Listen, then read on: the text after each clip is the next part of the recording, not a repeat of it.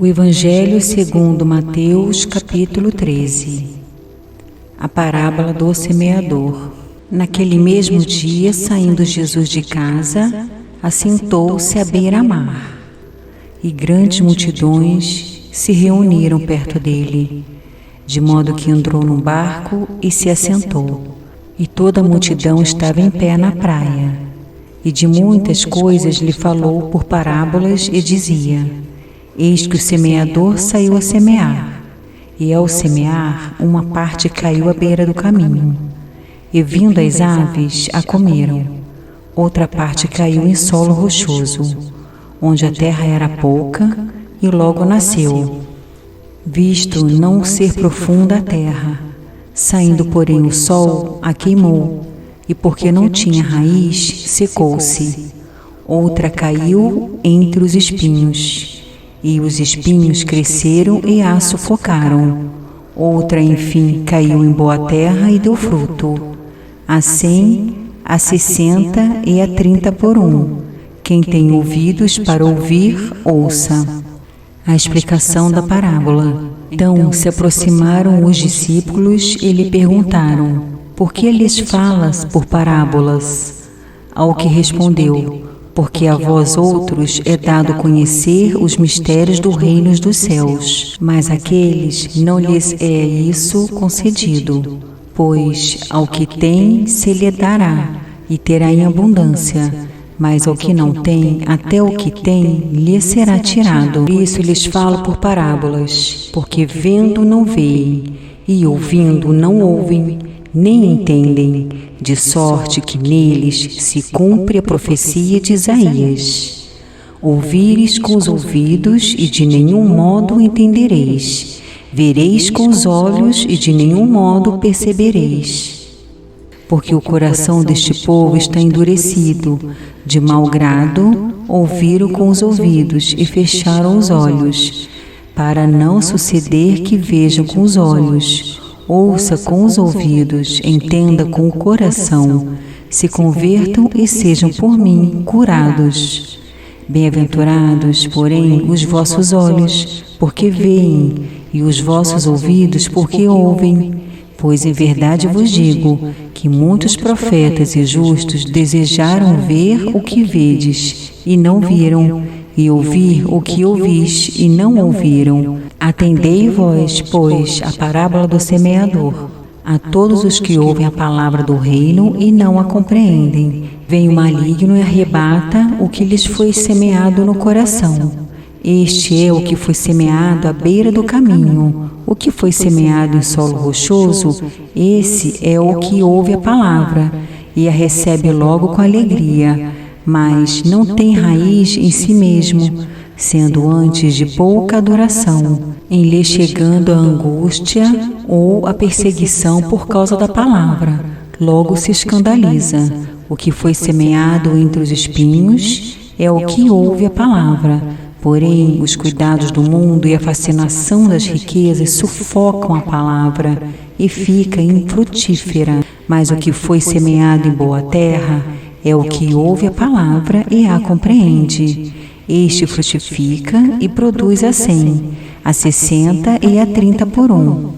A parábola do joio. Outra parábola lhes propôs, dizendo: O reino dos céus é semelhante a um homem que semeou boa semente no seu campo. Mas, enquanto os homens dormiam, veio o inimigo dele, semeou o joio no meio do trigo e retirou-se. E quando a erva cresceu e produziu fruto, apareceu também o joio.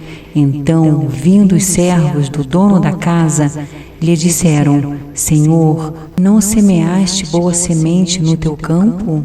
De onde vem, pois, o joio? Ele, porém, lhes respondeu: Um inimigo fez isso. Mas os servos lhe perguntaram: Queres que vamos e arranquemos o joio? Não, replicou ele, para que ao separar o joio, não arranqueis também com ele o trigo. Deixai-os crescer junto até a colheita, e no tempo da colheita direi aos ceifeiros: Ajuntai primeiro o joio, Atai-o em feixes para ser queimado, mas o trigo recolhei-o no meu celeiro. A parábola do grão de mostarda.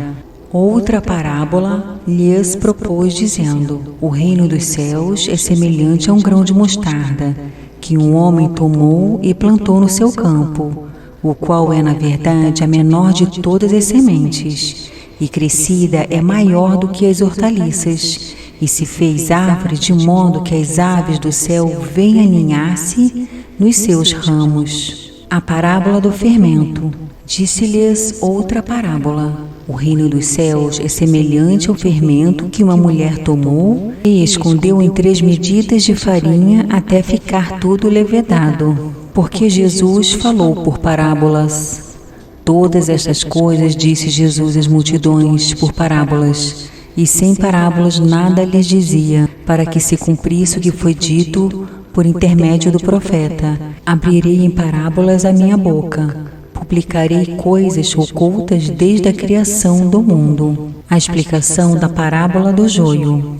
Então, despedindo-se as multidões, foi Jesus para casa, e chegando-se a ele, os seus discípulos disseram: explica-nos a parábola do joio do campo. E ele respondeu: o que semeia boa semente é o Filho do homem. O campo é o mundo. A boa semente são os filhos do reino. Os joios são os filhos do maligno. O inimigo que o semeou é o diabo. A ceifa é a consumação do século. E os ceifeiros são os anjos. Pois, assim como o joio é colhido e lançado ao fogo, assim será na consumação do século. Mandará o Filho do homem os seus anjos, que ajuntarão do seu reino todos os escândalos e os que praticam iniquidade, e os lançarão na fornalha acesa.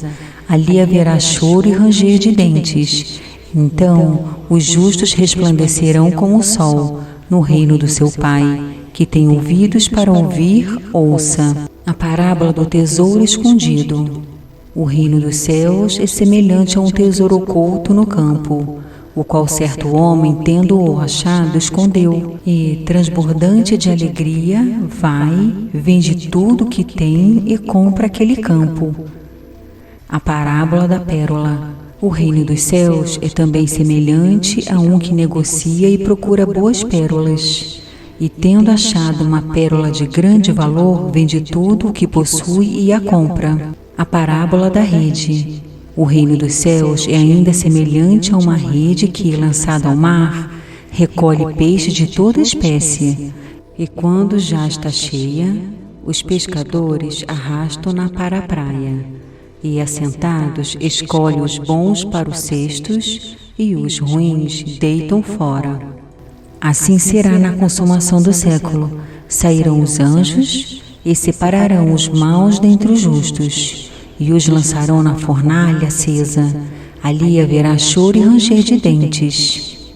Coisas novas e velhas. Entendeste todas estas coisas? Responderam-lhe: sim. Então lhes disse: por isso todo escriba versado no reino dos céus é semelhante a um pai de família que tira do seu depósito coisas novas e coisas velhas. Jesus prega em Nazaré, é rejeitado pelos seus.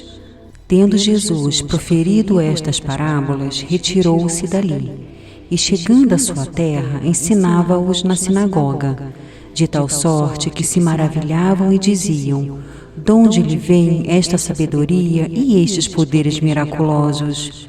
Não é o filho do carpinteiro?